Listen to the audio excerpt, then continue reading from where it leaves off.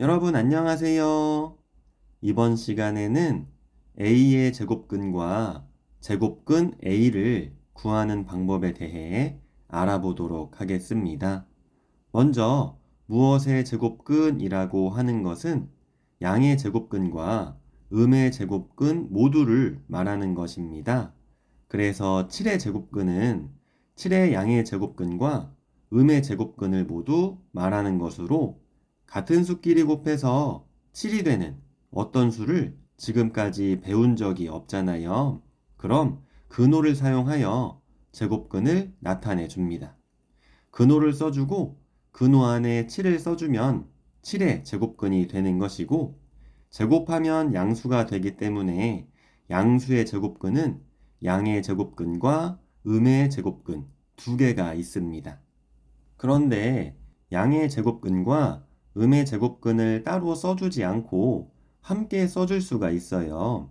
함께 써주는 방법은 앞에 양의 부호와 음의 부호를 함께 써주고 근호를 써주고 근호 안에 7을 써주면 되는 것입니다. 읽을 때에는 플러스 마이너스 루트 7이라고 읽어주면 됩니다. 그리고 제곱근 무엇이라고 하는 것은 제곱근 중에서 양의 제곱근만을 말하는 것이에요. 그래서 제곱근 7이라는 것은 7의 제곱근 중에서 양의 제곱근만 써주고 음의 제곱근은 쓰면 안 됩니다. 그리고 양의 제곱근 하나만 쓰는 경우 앞에 양의 부호는 생략할 수 있습니다.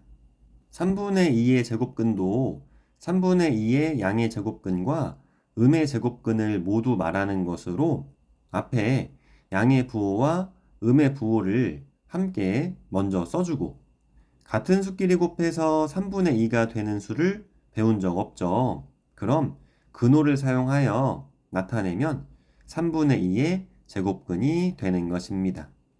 그리고 제곱근 3분의 2는 3분의 2의 제곱근 중에서 양의 제곱근을 말하는 것으로 루트 3분의 2만 써주면 되겠습니다.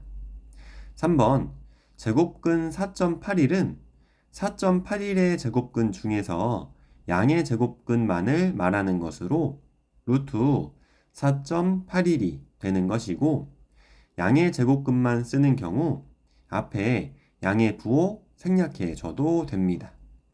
4번 9분의 13의 제곱근은 9분의 13의 양의 제곱근과 음의 제곱근을 모두 말하는 것으로 앞에 양의 부호와 음의 부호를 함께 써주고 같은 수끼리 곱해서 9분의 13이 되는 수를 배운 적이 없으므로 근호를 쓰고 근호 안에 9분의 13을 써주면 9분의 13의 제곱근이 되는 것입니다. 감사합니다.